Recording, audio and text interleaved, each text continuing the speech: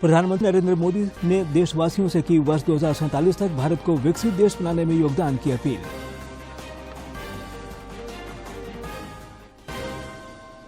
राज्यपाल सीपी राधाकृष्णन ने रांची में झारखंड हेल्थ केयर समिट का किया उद्घाटन। कहा, सरकारी और निजी अस्पतालों में लोगों को मिले बेहतर स्वास्थ्य सुविधाएं।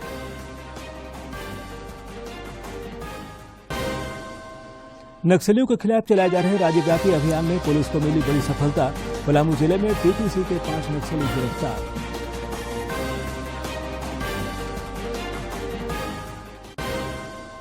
और देवघर से पटना के लिए कल से शुरू होगी सीधी उड़ान। 1 घंटे में पूरा होगा सफर।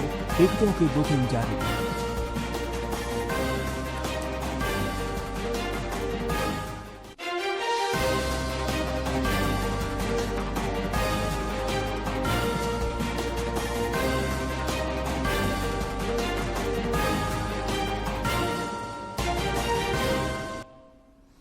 नमस्कार, खबरें झारखंड में आपका स्वागत है। मैं हूं ज्ञानेश्वर प्रसाद श्रीवास्तव और अब समाचार विस्तार से। प्रधानमंत्री नरेंद्र मोदी आज कर्नाटक दौरे पर हैं। इस दौरान उन्होंने दावणगेरे में भारतीय जनता पार्टी की ओर से आयोजित विजय संकल्प रैली के समापन समारोह को संबोधित किया। हर बार मैंने देखा है, आपके आशीर्वाद बढ़ते ही जाते हैं, बढ़ते ही जाते हैं। मैं कर्नाटका बीजेपी का धन्यवाद करता हूं कि आज उन्होंने कार्यक्रम की ऐसी रचना की कि मुझे आप सबके दर्शन करने का मौका मिला और फिर मैं मंच पे आया। आप जैसे पुरुषार्थी, त्याग और तपस्या से भरे हुए मां भारती के उज्जवल भविष्य के लिए जीने वाले, जूझने वाले आप सबके दर्शन करना, ये मेरे लिए बहुत बड़ा सौभाग्य की बात है। ये मूड, ये विजय संकल्प रैली ऐसा लग रहा है जैसे विजय महोत्सव मनाने की रैली है।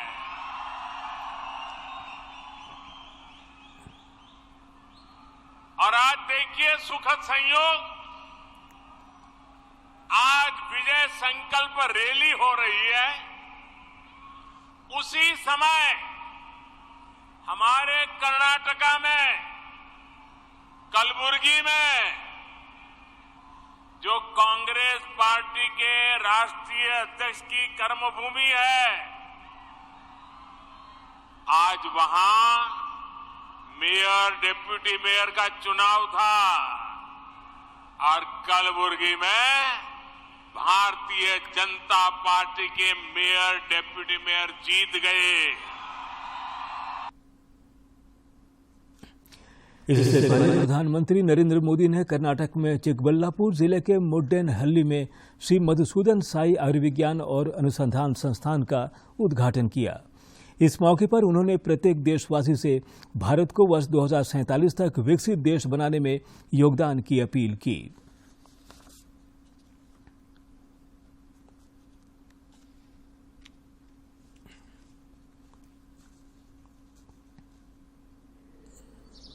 विकसित होने का संकल्प लिया है।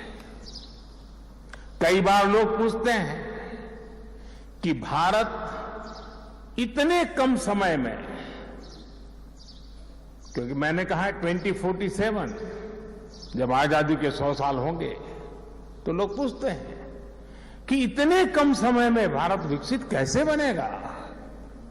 इतनी चुनौतियां हैं, इतना काम है, इतने काम कम समय में पूरा कैसे होगा। इस सवाल का एक ही जवाब है, सशक्त जवाब है, संकल्प से भरा जवाब है, सिद्धियां प्राप्त होने की ताकत वाला जवाब है, और वो जवाब है सबका प्रयास। प्रधानमंत्री ने बेंगलुरु में मेट्रो की वाइटफील्ड केआरपुरम लाइन का भी उद्घाटन किया। श्री मोदी ने इस मेट्रो में यात्रा भी की। इसका निर्माण लगभग 4,250 करोड़ रुपए की लागत से किया गया है।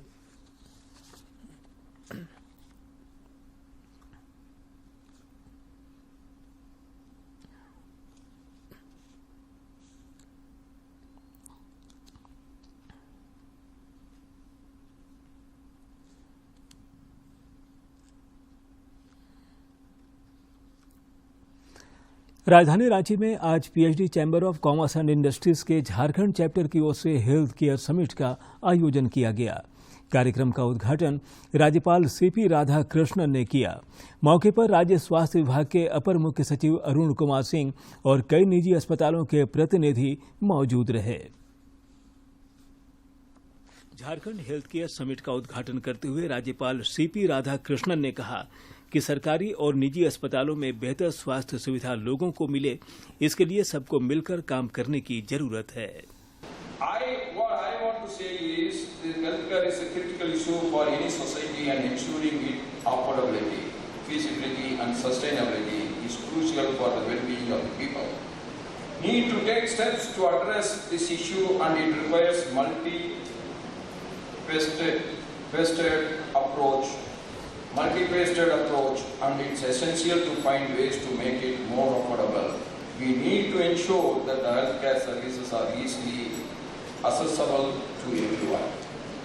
कार्यक्रम में उपस्थित अपर मुख्य सचिव अरुण कुमार सिंह ने कहा कि राज्य में लगातार मेडिकल सेक्टर में कई बड़े काम हो रहे हैं और आने वाले समय में राज्य में मेडिको सिटी बनाने की योजना चल रही है।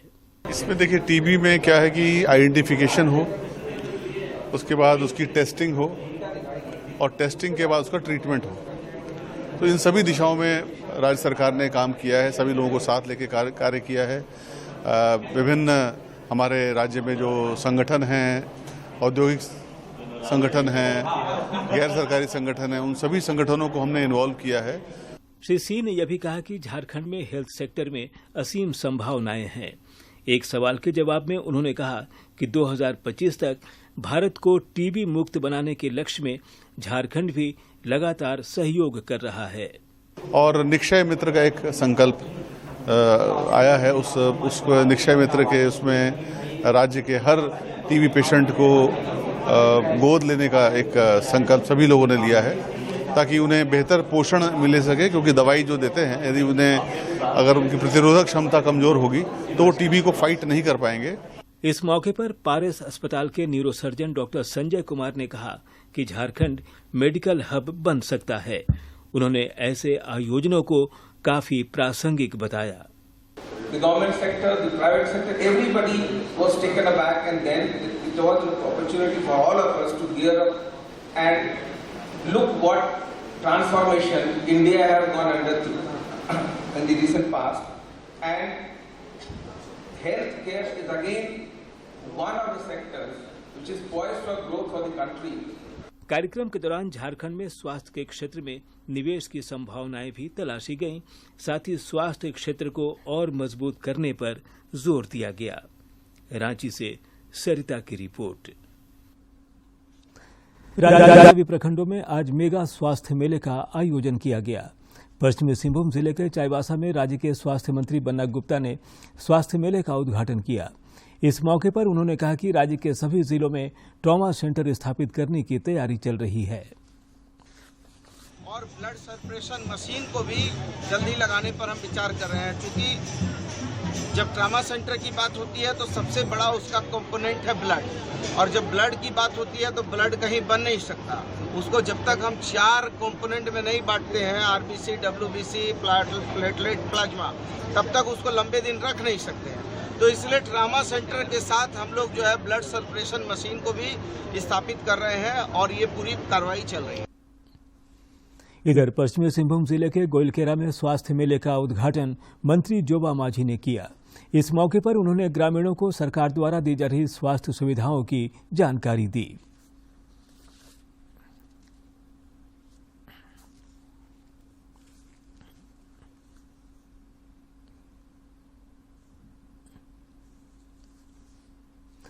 पूर्वी सिंहभूम जिले के साकची स्थित उपायुक्त कार्यालय से आज पोषण जागरूकता रथ निकाला गया। अधिकारियों ने हरी झंडी दिखाकर इसे रवाना किया। पोषण जागरूकता रथ के साथ आंगनबाड़ी सेविकाओं और सहायिकाओं ने एक रैली भी निकाली। इस मौके पर उपायुक्त विजया जाधव ने बताया कि पोषण पखवाड़ा के तहत यह जागरूकता रथ निकाला गया है।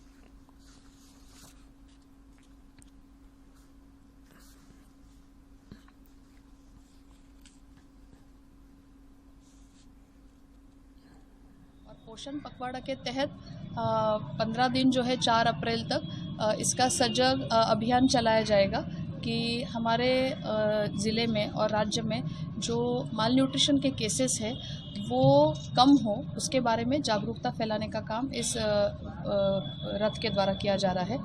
बेसिकली कुपोषण का सामना करने के लिए, मुकाबला करने के लिए कोई बाहर के मेडिसिन या कोई बाहर का एग्जॉटिक खाने की ज़रूरत नहीं है, परंतु आप देख रहे होंगे कि जो चीज़ें हमारे दैनंदिन खान पान की है वही अगर हम सही से इस्तेमाल करें तो कुपोषण पे हम विजय प्राप्त कर सकते हैं। देश भर में कोविड-19 के मामले बढ़ने लगे हैं।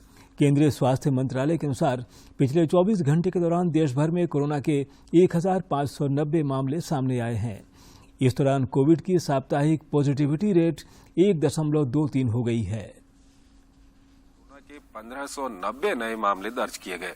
साप्ताहिक पॉजिटिविटी रेट वर्तमान में 1.23% दर्ज किया गया। इसके साथ ही दैनिक पॉजिटिविटी रेट 1.33% दर्ज किया गया।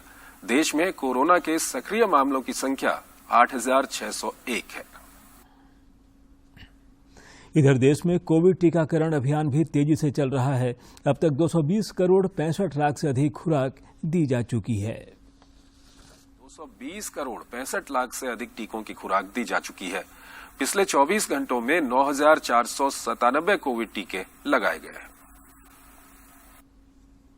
कोविड के बढ़ते मामलों पर केंद्रीय स्वास्थ्य एवं परिवार कल्याण मंत्री मनसुख मांडविया ने कहा कि कोविड के नए वेरिएंट से घबराने की जरूरत नहीं है।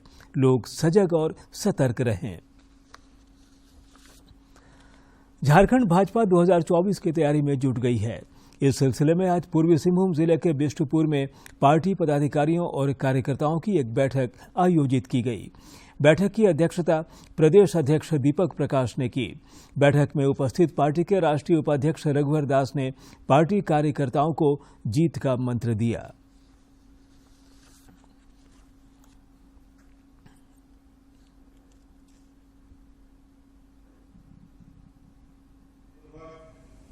हर बूथ में हमारा पेज के हिसाब से पन्ना प्रमुख का गठन होनी चाहिए, पन्ना समिति की गठन होनी चाहिए। उसके बाद फिर मंडल वाइज या विधानसभा क्षेत्र वाइज पन्ना प्रमुख का सम्मेलन होनी चाहिए। अगर एक विधानसभा क्षेत्र का पन्ना प्रमुख का हम सम्मेलन करेंगे तो 6-7 हजार कार्यकर्ताओं की उपस्थिति होगा। इससे उस क्षेत्र में एक माहौल भारतीय जनता पार्टी के पक्ष में बनेगा। उधर बोकारो जिले में भी उत्तरी छोटानागपुर प्रमंडल स्तरीय बैठक आयोजित की गई।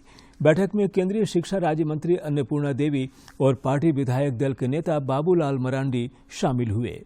उन्होंने संगठन की मजबूती पर बल दिया और आने वाले चुनाव में पार्टी की जीत की रणनीति तय की। जमशेदपुर में 27 मार्च को आजसू पार्टी की केंद्रीय बैठक आयोजित की गई है। इस सिलसिले में आज पार्टी के केंद्रीय प्रवक्ता देवशरण भगत ने प्रेस वार्ता की। उन्होंने बताया कि बैठक में जन पंचायत और अन्य भावी कार्यक्रमों के अलावा 2024 में होने वाले चुनाव से संबंधित रणनीतियां बनाई जाएंगी। वहां केंद्रीय समिति की बैठक आयोजित की है। बैठक में वर्तमान राज्य के राजनीतिक हालातों पर, रामगढ़ चुनाव के बाद जो ऊर्जा का संचार हुआ है उसको लेकर, संगठन को मजबूत करने और 2024 के पृष्ठभूमि को नए सिरे से फिर गढ़ने के लिए। बिहार के उप मुख्यमंत्री तेजस्वी यादव जमीन के बदले नौकरी मामले में आज पूछताछ के लिए सीबीआई के समक्ष पेश हुए। इससे पहले वे 3 तारीखों पर पेश नहीं हुए थे। नक्सलियों के खिलाफ चलाए जा रहे राज्यव्यापी अभियान में पुलिस को बड़ी सफलता मिली है। पलामू जिले में पुलिस और सुरक्षा बलों ने संयुक्त अभियान चलाकर प्रतिबंधित नक्सली टीएसपीसी के 5 नक्सलियों को गिरफ्तार किया है। जिले के पुलिस अधीक्षक चंदन कुमार सिन्हा ने आज पत्रकारों को बताया कि पिछले दिनों नवा बाजार थाना क्षेत्र में एक ईंट भट्टे पर वाहनों में की गई आगजनी की घटना में इन नक्सलियों की संलिप्तता रही है।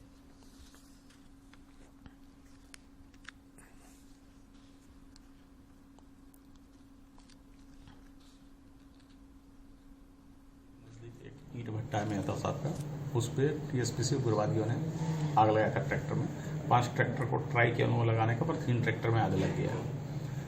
उसके बाद हम लोग तुरंत स्पॉट पे पहुंचे थे, पुलिस टीम। फिर हम लोग जो उसके जो रिट्रीट था जिधर वो लोग लौटे थे उधर हम लोगों ने फॉलो अप किया, ऑपरेशन किया। उसके बाद फिर हम लोगों ने स्पेसिफिक इंटेलिजेंस जुटाई कि इस घटना में कौन शामिल है, कौन सा दस्ता है, इस दस्ते को किसने मदद की। उस इंट के बेसिस पर हम लोगों ने ऑपरेशन लॉन्च किया, जिसमें छात्राओं में खेल प्रतिभा का विकास करने के उद्देश्य से बोकारो जिले में कस्तूरबा अंतर विद्यालय संगम 2023 का आयोजन किया गया। उपायुक्त कुलदीप चौधरी ने इसका उद्घाटन किया। इस अवसर पर उप विकास आयुक्त कीर्तिश्री समेत कई पदाधिकारी मौजूद थे। बोकारो शहर के सिटी पार्क में कस्तूरबा अंतर विद्यालय संगम का उद्घाटन करते हुए उपायुक्त कुलदीप चौधरी ने कहा कि इस आयोजन का उद्देश्य कस्तूरबा विद्यालयों को उत्कृष्टता प्रदान कर स्कूल ऑफ एक्सीलेंस बनाना है।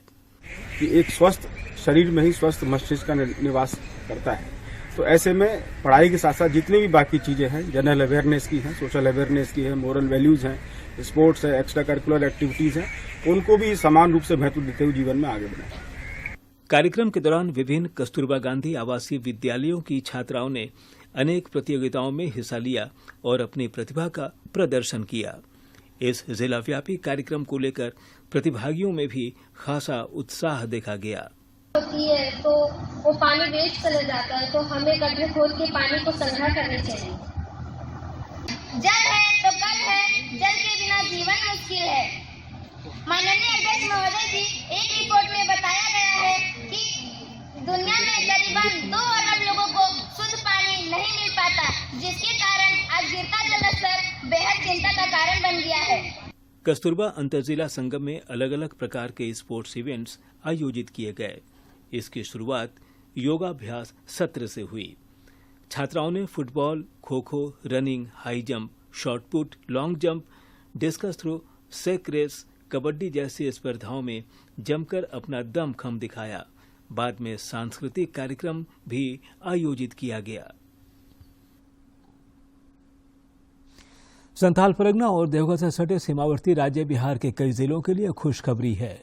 अब कुछ ही मिनटों में लोग देवघर से पटना का सफर कर सकेंगे। कल से देवघर से पटना के लिए सीधी उड़ान शुरू की जाएगी।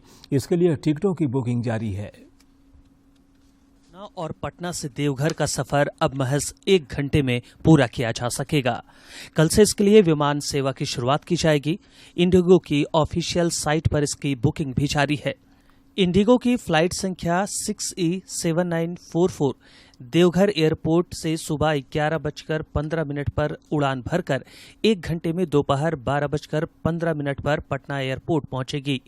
वहीं पटना एयरपोर्ट से फ्लाइट संख्या 6E7945 दोपहर 12:35 में टेक ऑफ कर 1:35 में देवघर एयरपोर्ट पर लैंड करेगी। विमान सेवा की शुरुआत से लोगों में खुशी है। और रांची के लिए फ्लाइट शुरू हो रहा है। सबसे पहली बात है कि देवघर ऐसे छोटे शहरों में एयरपोर्ट होना सबसे बड़ी बात है। और पहले भी कलकत्ता और दिल्ली के लिए फ्लाइट थी, अब रांची और पटना के लिए भी है। इसके अलावा मतलब कि लोगों का बहुत समय बचेगा और ट्रांसपोर्टेशन में दिक्कत नहीं होगी। वो तो सबसे बड़ा परम खुशी यही मिल रहा है जो कल से पटना और रांची का जो फ्लाइट शुरू हो रहा है, उसमें हम लोग का जैसे जजमान जो है रांची में है, पटना में ऐसे ट्रेन में आने में बहुत लेट होता था, ऑनलाइन पूजा करवाते थे। अब जो है उन लोग को इतना सुविधा मिल गया जो सुबह आते हैं, शाम में पूजा करके चले जाते हैं। तो इसीलिए बहुत बहुत आभार जो ये फ्लाइट को जो शुरू करवाया उसके लिए मेरे तरफ से बहुत बहुत धन्यवाद। इतना ही नहीं, 27 मार्च से देवघर से रांची के लिए सीधी उड़ान सेवा भी शुरू कर दी जाएगी। कुल मिलाकर कहें तो बाबा नगरी से लगातार अलग अलग स्थानों के लिए सीधी उड़ानें शुरू करने से यहां पर आने वाले यात्रियों के साथ साथ स्थानीय लोगों को भी काफी सुविधा मिलेगी। देवघर से मनीष दुबे की रिपोर्ट। आज अर्थ आवर डे है। इस दिन रात में 1 घंटे बिजली बंद रखने की अपील लोगों से की जाती है। इसका उद्देश्य बिजली के महत्व और पर्यावरण संरक्षण को बढ़ावा देना है। दुनिया भर के नागरिकों से न सिर्फ 1 घंटे के लिए गैर जरूरी लाइट्स को बंद रखने की अपील की जाती है, बल्कि सौर ऊर्जा को भी अपनाने की सलाह दी जाती है। वर्ल्ड अर्थ आवर डे के मद्देनजर सैंड आर्टिस्ट सुदर्शन पटनायक ने ओडिशा के पुरी बीच पर रेत से तस्वीर बनाई है। 22 मई 2016 को मन की बात के एपिसोड में प्रधानमंत्री नरेंद्र मोदी ने कैशलेस सोसाइटी की तरफ बढ़ते कदमों की चर्चा की थी, जिसका सकारात्मक असर अब दिखाई पड़ने लगा है। पूरी दुनिया कैशलेस सोसाइटी की तरफ आगे बढ़ रही है। इलेक्ट्रॉनिक टेक्नोलॉजिकल व्यवस्था के द्वारा हम रुपये पा भी सकते हैं, रुपये दे भी सकते हैं, चीज खरीद भी सकते हैं, बिल चुकता भी कर सकते हैं। और इससे जेब में से कभी बटुए की चोरी होने का तो सवाल ही नहीं उठेगा। हिसाब रखने की भी चिंता नहीं रहेगी, ऑटोमेटिक हिसाब रहेगा। शुरुआत थोड़ी कठिन लगेगी, लेकिन एक बार आदत लगेगी तो ये व्यवस्था सरल हो जाएगी।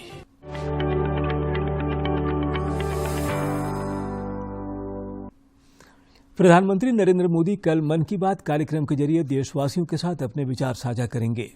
मन की बात कार्यक्रम का सीधा प्रसारण दूरदर्शन और आकाशवाणी के समूचे नेटवर्क पर किया जाएगा। इसके अलावा दूरदर्शन समाचार और आकाशवाणी समाचार के YouTube चैनलों पर भी इसका प्रसारण किया जाएगा। विस्तार तक होती है मन की बात प्रधानमंत्री के साथ। तो सुनिए इस महीने 26 मार्च सुबह 11 बजे मन की बात आकाशवाणी और दूरदर्शन के सभी चैनलों पर। मन की बात के प्रादेशिक भाषाओं में अनुवाद का पुनः प्रसारण आप सुन सकते हैं रात 8 बजे आकाशवाणी और दूरदर्शन के सभी प्रादेशिक चैनलों पर। तो याद रखें 26 मार्च सुबह 11 बजे मन की बात। चैत्र नवरात्र का आज चौथा दिन है। नवरात्रि के चौथे दिन मां कुष्मांडा की पूजा आराधना की जा रही है। मां कुष्मांडा सूर्य के समान तेज वाली हैं।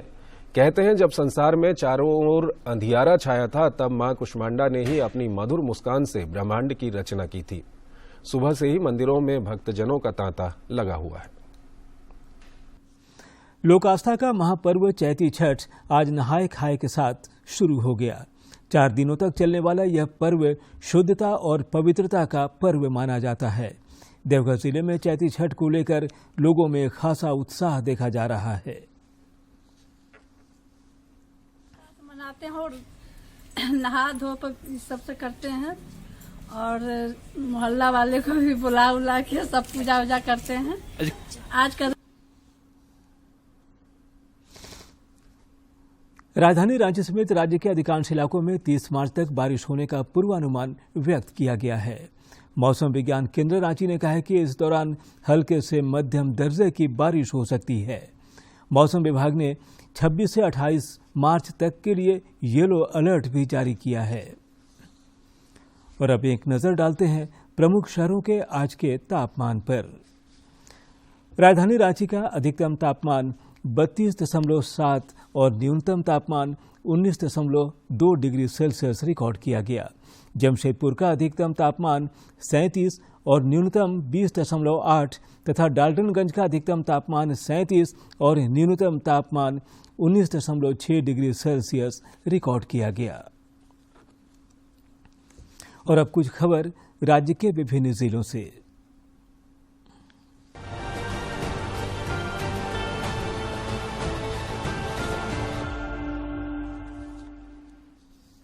मनी लॉन्ड्रिंग केस की आरोपी निलंबित आईएएस अधिकारी पूजा सिंघल ईडी के विशेष न्यायाधीश प्रभात कुमार शर्मा की अदालत में आज सशरीर हाजिर हुई।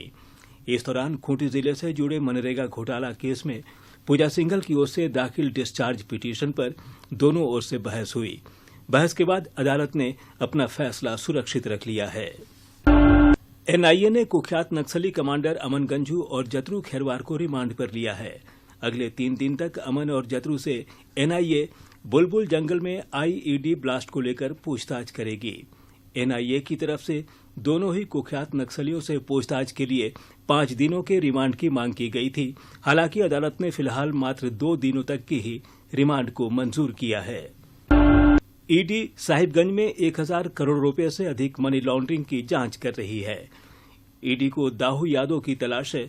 इस पर ईडी ने उसके परिवार के सदस्यों को आरोपी बनाया है। एक आपराधिक मामले में आज दाहू यादव के पिता पशुपति यादव को साहिबगंज से गिरफ्तार किया गया है। झारखंड हाईकोर्ट के चीफ जस्टिस संजय कुमार मिश्र की अध्यक्षता वाली खंडपीठ में आज गिरिडीह के बर्खास्त मेयर सुनील कुमार पासवान की ओर से दायर अपील पर सुनवाई हुई। मामले में अब 12 अप्रैल को कोर्ट इस केस के मेरिट पर सुनवाई करेगी। लातेहार जिले के चंदवा थाना क्षेत्र अंतर्गत चंदवा मैकलुस्कीगंज पथ पर कुसुमटोली के पास कल देर रात 2 बाइक की टक्कर हो गई। इस दुर्घटना में 2 युवकों की मौत हो गई, जबकि 2 अन्य गंभीर रूप से घायल हो गए। दुमका जिले के नगर थाना क्षेत्र अंतर्गत पुलिस लाइन के समीप स्थित रिटायर्ड प्रोफेसर अनिल कुमार झा के बंद घर का ताला तोड़कर बदमाशों ने 20 लाख रुपए से अधिक के आभूषण की चोरी कर ली। बताया गया है कि सेवानिवृत्त प्रोफेसर वर्तमान में बेंगलुरु में रह रहे हैं। उनके पड़ोस में रहने वाली महिला ने पुलिस को चोरी की सूचना दी। थाना प्रभारी सह इंस्पेक्टर नवल किशोर सिंह मौके पर पहुंचे और जांच शुरू की। रांची सिक्योरिटी प्राइवेट लिमिटेड के मान्यता प्राप्त प्रशिक्षण केंद्र श्रीधर ज्ञान संस्थान में ऑफर लेटर और कौशल प्रशिक्षण प्रमाण पत्र वितरण समारोह का आयोजन किया गया। इस मौके पर रांची के विधायक सीपी सिंह मुख्य अतिथि के रूप में उपस्थित हुए। उन्हें प्रमाण पत्र देने के बाद नियोजित युवतियों को हरी झंडी दिखाकर महाराष्ट्र के लिए रवाना किया। अंतर्राष्ट्रीय दिव्यांगजन दिवस के अवसर पर सेल के किरीबुरु प्रबंधन की ओर से CSR योजना के तहत आज दिव्यांगों के बीच सहायक उपकरणों का वितरण किया गया।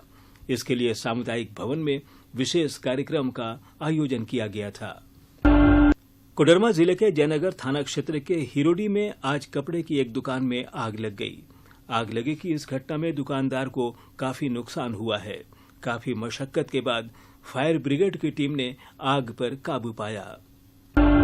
भारत की सबसे बड़ी एकीकृत बिजली कंपनी टाटा पावर ने अर्थ आवर 2023 को बढ़ावा देने के लिए world wide fund for nature का समर्थन किया है।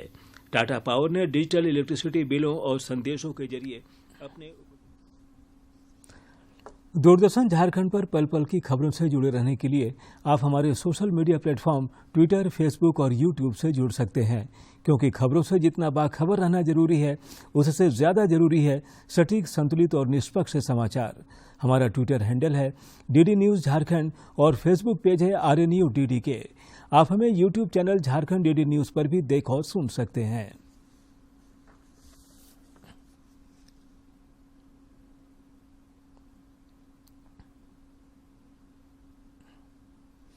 और अब अंत में मुख्य समाचार एक बार फिर।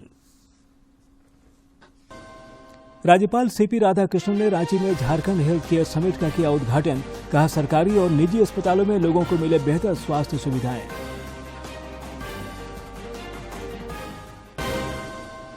नक्सलियों के खिलाफ चलाए जा रहे राज्यव्यापी अभियान में पुलिस को मिली बड़ी सफलता। पलामू जिले में TTC के 5 नक्सली गिरफ्तार।